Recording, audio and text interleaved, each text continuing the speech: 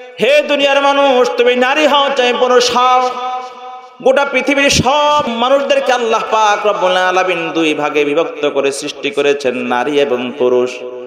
রব্বুল আলামিন বলেন, নারী হও চাই পুরুষ হও, যদি তোমরা একটি কাজ করো তা হলো আমলে সালেহ করো, নেক আমল, ভালো কাজ, আমলে সালেহ করো, তাহলে আমি তোমাদেরকে দুনিয়ার জমিনে আমি তোমাদেরকে দুইটা পুরস্কারে পুরস্কৃত করব। সেই কাজটার নাম হলো আমলে সালেহ, নেক আমল। নেক আমলের সহজ ব্যাখ্যা হলো ভালো কাজ।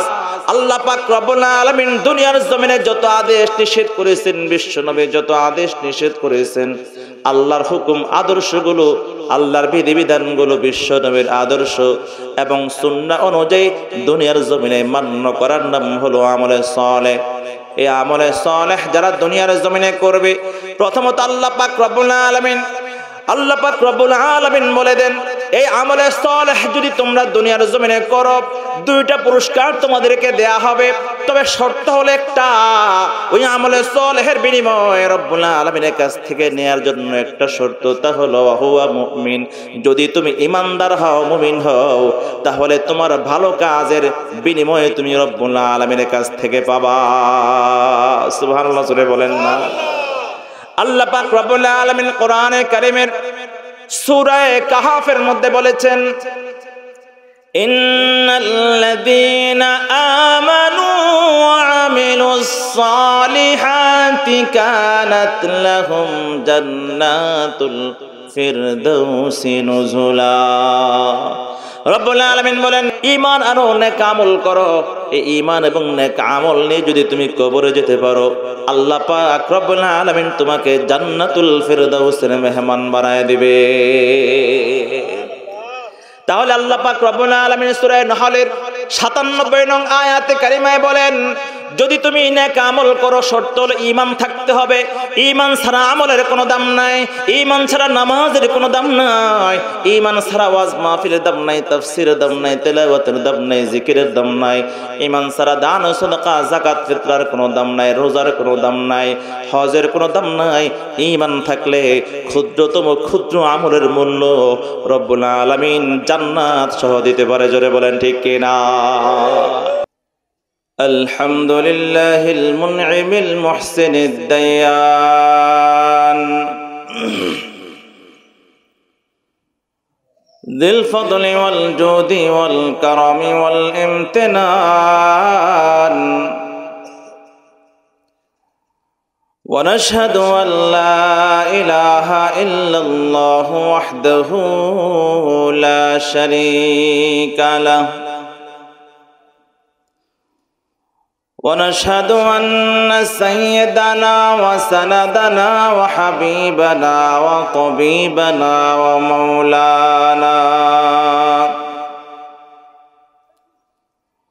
ومولانا محمدا عبده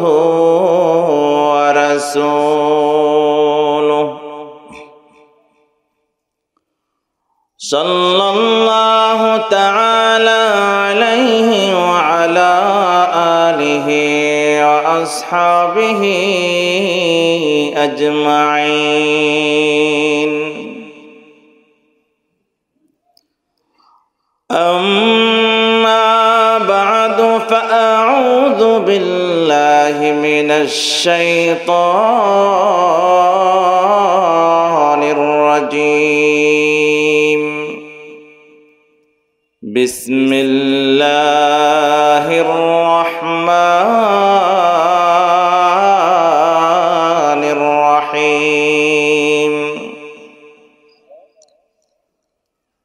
من عمل صالحا من ذكر أو أنثى وهو مؤمن فلنحيينه حياة طيبة ولنجزينهم أجرهم بأحسن ما كانوا يعملون.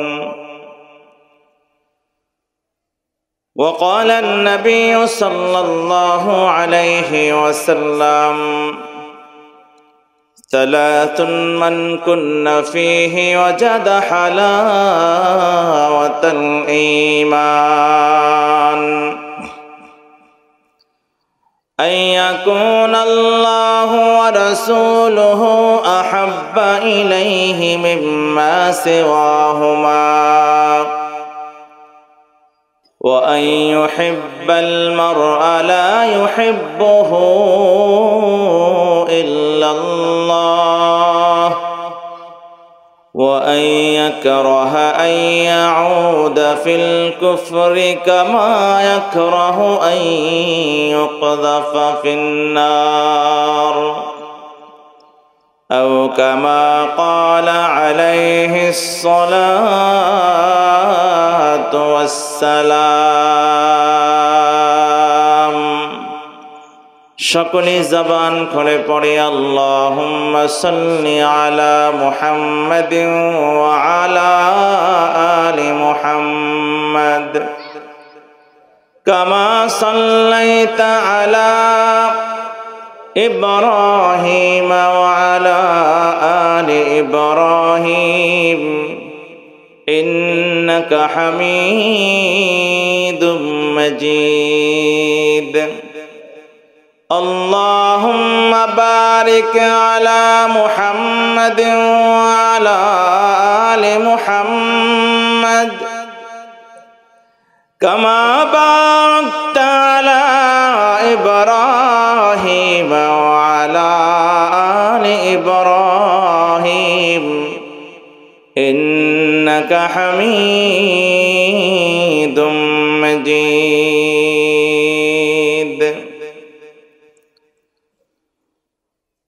মেঘময়ূরী পশ্চিমেতে যে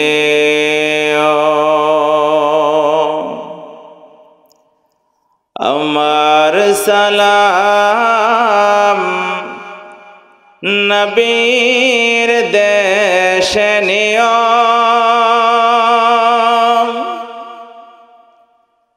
রওজা জিয়ারতে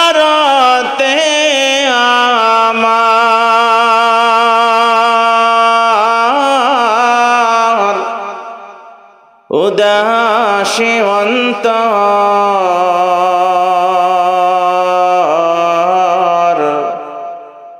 যেথায় আমার প্রাণের নবী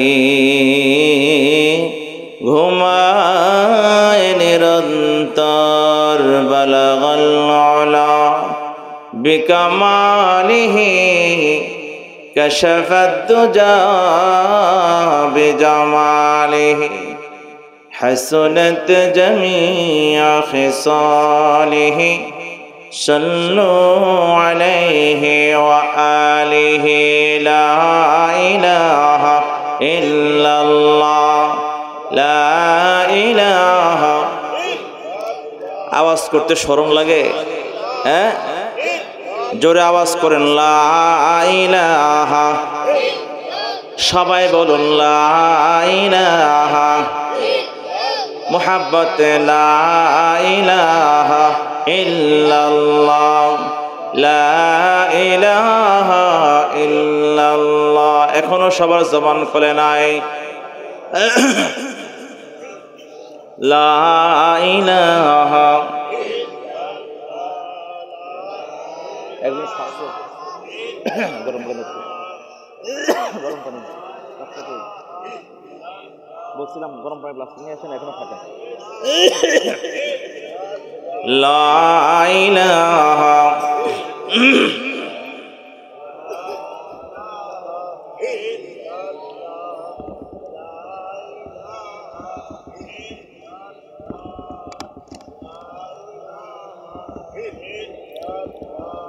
লা ইলাহা ইল্লাল্লাহ লা ইলাহা ইল্লাল্লাহ লা ইলাহা ইল্লাল্লাহ লা ইলাহা ইল্লাল্লাহ লা ইলাহা।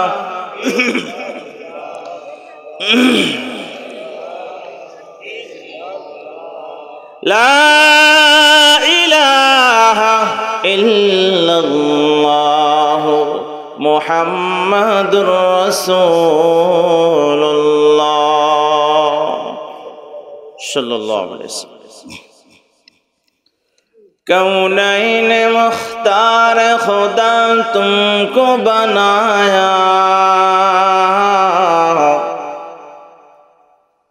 कौनैन मुख्तार खुदा तुमको बनाया, उम्मत का नगाह बन के खुदा तुमको बनाया, उम्मत का नगाह बन के खुदा तुमको बनाया। मौला मेरा आका मेरा रहमत के नबी है, मौला मेरा आका मेरा रहमत के नबी है, ताजदार मदीना है तो रसूल अरबी है, ताजदार मदीना है तो रसूल अरबी है। अशजार ने देते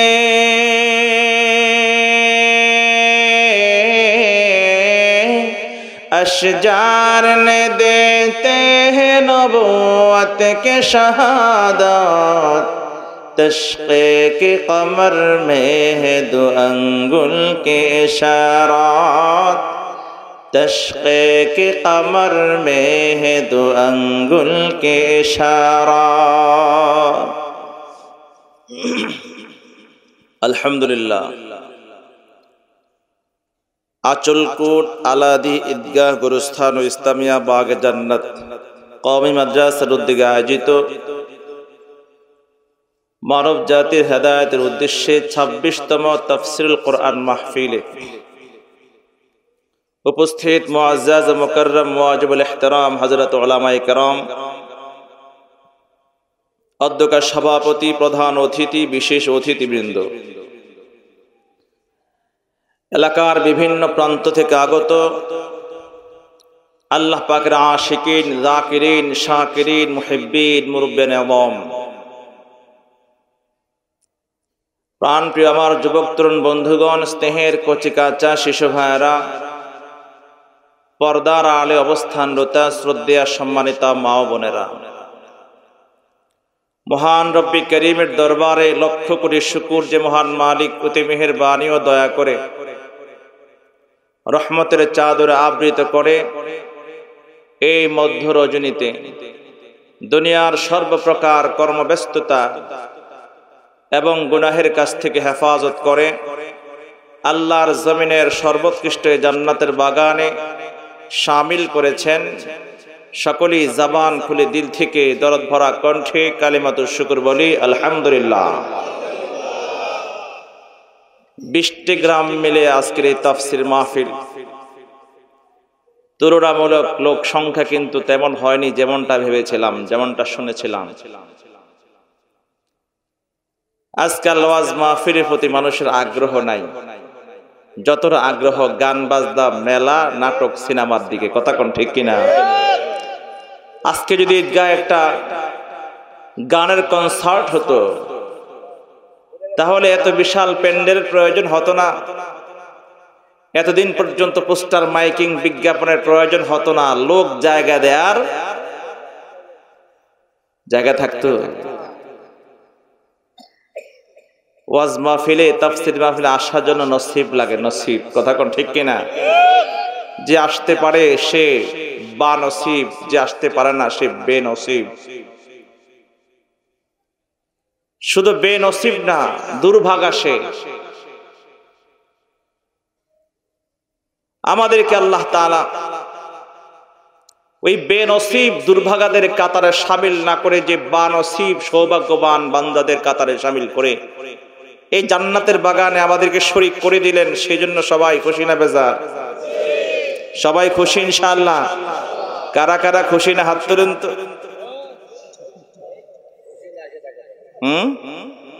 মনোযোগ আছে তো? অল্প করে দিবেন। সবার মনোযোগ আছে? হ্যাঁ, এখন আপনাদের নিয়ত কি? এই যে আসলের নিয়ত কি? আপনারা আমার পরীক্ষা নেবেন নাকি বয়ান শুনবেন? পরীক্ষা বুঝেন যে হুজুরকে তো আগে কখনো দেখিনি, নাম শুনে আসলাম, যদি আওয়াজ টাওয়াজ টন টন ভালো লাগে, টান টুন ভালো লাগে, হওয়া এলায় কান্দা এলায়, চোখের পানি বের করে ফেলে, হাসায় ফেলায়, দাঁড় করায় ফেলে, এমন কিছু রং ঢং দেখলে তারপরে মজা নেওয়ার জন্য বসে থাকবো আর নয় ভাগবো, এমন চিন্তা ভাবনা কিছু মানুষ আছে না নাই? কথা বলেন না? ওয়াজ মাহফিলে এসো রং ঢং খোঁজে, ঠিক না? হ্যাঁ,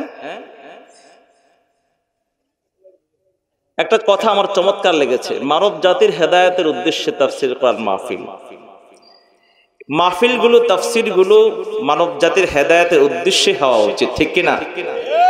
হেদায়েতের কথা কোরআনে ভরপুর, হাদিসে ভরপুর। এই কোরআন এবং হাদিসের কথাগুলো যখন আমরা শুনবো তখন আমাদের ভিতরে হেদায়েতের বাতাস জারি হবে, দিনের পথে চলার আগ্রহ তৈরি হবে, উদ্যমতা তৈরি হবে।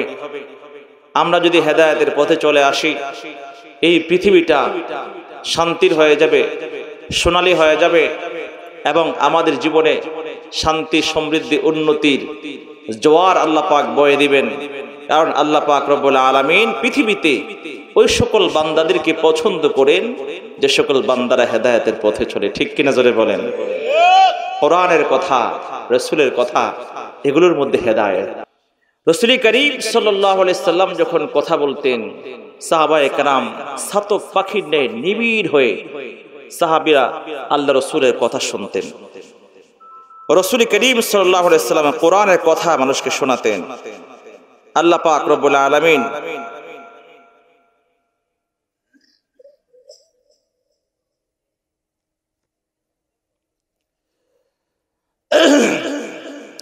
রাসূলের কথাগুলোই কোরআনের কথা, কোরআনের কথা আল্লাহর কথা, ঠিক কিনা জোরে বলেন? আমরা কোরআন বুঝতে হলে রাসূলের কথা শুনতে হবে। রাসূলের কথা শোনা ছাড়া আল্লাহর কথাও বোঝা যায় না। তবে পরোক্ষভাবে কি দাঁড়ালো? রাসূলের জিন্দেগিকে ফলো করলে, রাসূলের আদর্শকে ফলো করলে একজন মানুষের জীবনে কোরআনও চলে আসে, রাসূলের আদর্শ সুন্নাহও চলে আসে, ঠিক কিনা জোরে বলেন? কোরআনের প্রতিটি কথার মধ্যে আমরা রাসূলের আদর্শ খুঁজে পাই। কারণ আম্মাজান আয়েশা সিদ্দিকা রাদিয়াল্লাহু আনহাকে সাহাবীরা প্রশ্ন করছেন, আম্মাজান মা খুলুকু রাসূলিল্লাহি সাল্লাল্লাহু আলাইহি ওয়াসাল্লাম, আল্লাহ রাসূল আখলাক কি? আপনারা আমার সাথে কথা বলবেন তো? আমি জিজ্ঞাসা করলে হ্যাঁ না, ইয়েস নো, ভেরি গুড কিছু বলবেন, সুবহানাল্লাহ আলহামদুলিল্লাহ বলবেন। এই অঞ্চলে মানুষের একটা স্বভাব আছে, এরা মুখ খুলতে চায় না, শুধু 5 বছরের পর পরে বিরিয়ানি আর সিগারেটের প্যাকেটের জন্য, চায়ের জন্য মুখ খোলে, বাজারে তুফান লাগাইয়া দেয়। কিন্তু আজ মাহফিলে তাফসীরে আসলে তাকবীরের স্লোগান আলহামদুলিল্লাহ সুবহানাল্লাহ ইয়েস নো ভেরি গুড কিছু বের হয় না। আওয়াজ দিতে রাজি আছেন তো ইনশাআল্লাহ? নারায়ে তাকবীর! এই জবান খুলতে হবে সবাই, পিছন থেকে নারায়ে তাকবীর! সাহাবীরা জিজ্ঞাসা করলেন, আম্মাজান মা খুলুকু রাসূলিল্লাহি সাল্লাল্লাহু আলাইহি ওয়াসাল্লাম, রাসূলের আখলাক কি, চরিত্রটা কি? আম্মাজান বলেন, খুলুকুহু আল কোরআন, রাসূলের গোটা জিন্দেগীর চরিত্রটাই, আখলাকটাই হচ্ছে আল্লাহর কালাম কোরআনে মাজিদ। সুবহানাল্লাহ। তাহলে আমরা কোরআনের দিকে তাকালে রাসূলের আখলাক দেখতে চাই, দেখতে পাই, চরিত্র দেখতে পাই, ঠিক কিনা? কোরআনের প্রতি অক্ষরে অক্ষরে আমরা রাসূলের নাম শুনতে পাই, আমরা আযানের ধ্বনিতে বিশ্বনবীর নাম শুনতে পাই, তাকবীরে কালেমায় বিশ্বনবীর নাম শুনতে পাই। কথা বলেন ঠিক কিনা? আমি কোরআনের সুর মাঝে শুনেছি যে নাম, আযানের সুর মাঝে শুনেছি ও নাম, আমি কোরআনের সুর মাঝে শুনেছি যে নাম, আযানের সুর মাঝে শুনেছি ও নাম, ও নাম শুনেছি আমি আমার হৃদয়, হে রাসূল নবীজি তোমার, হে রাসূল নবীজি তোমায় আমি কোরআনের সুর মাঝে শুনেছি যে নাম, আজানের সুর মাঝে শুনেছি ও নাম। ও নামে এত জাদু এত মধুময়,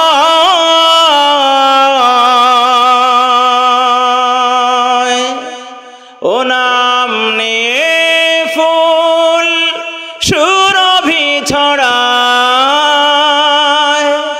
ও নামে এত জাদু এত মধুময়, ও নাম নিয়ে ফুল সুরভি ছড়ায়। ব্যথিত মানবতা খুঁজে ফেরে হায়, হে রাসূল নবীজি তোমায়, হে রাসূল নবীজি তোমায় আমি কোরআনের সুর মাঝে শুনেছি যে নাম, আজানের সুর মাঝে শুনেছি ও নাম। আরশের বুকে লেখা ও মধুর নাম,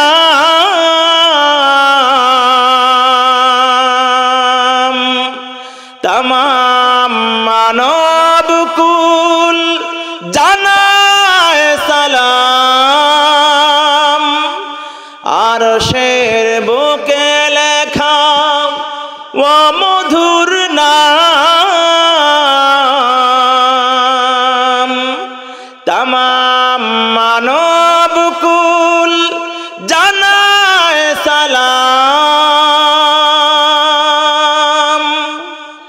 ব্যথিত মানবতা খুঁজে ফেরে হায়, হে রাসূল নবীজি তোমায়, হে রাসূল নবীজি তোমায় আমি কোরআনের সুর মাঝে শুনেছি যে নাম, আজানের সুর মাঝে শুনেছি ও নাম। ঠিক কিনা জোরে বলেন?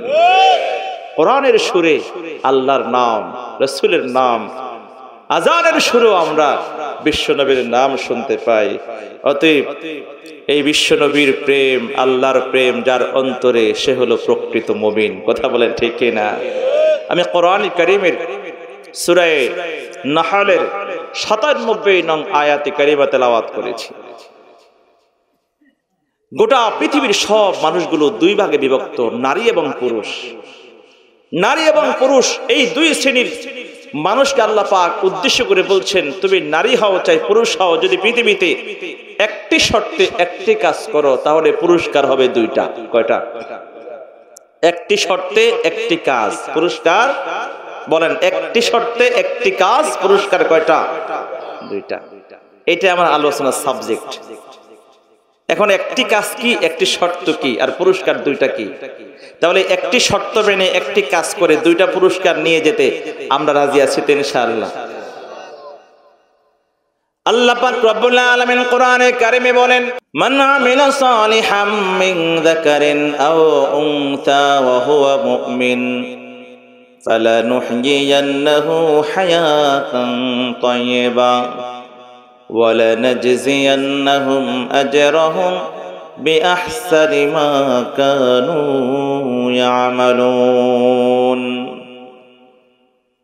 আল্লাহ রাব্বুল আলামিন বলেন, দুনিয়ার জমিনে, হে দুনিয়ার মানুষ, তুমি নারী হও চাই পুরুষ হও, গোটা পৃথিবীর সব মানুষদেরকে আল্লাহ পাক রব্বুল আলামিন দুই ভাগে বিভক্ত করে সৃষ্টি করেছেন, নারী এবং পুরুষ। রব্বুল আলামিন বলেন, নারী হও চাই পুরুষ হও, যদি তোমরা একটি কাজ করো তা হলো আমলে সালেহ করো, নেক আমল, ভালো কাজ। আমলে সালেহ করো, তাহলে আমি তোমাদেরকে দুনিয়ার জমিনে আমি তোমাদেরকে দুইটা পুরস্কারে পুরস্কৃত করব। সেই কাজটার নাম হলো আমলে সালেহ, নেক আমল। নেক আমলের সহজ ব্যাখ্যা হলো ভালো কাজ।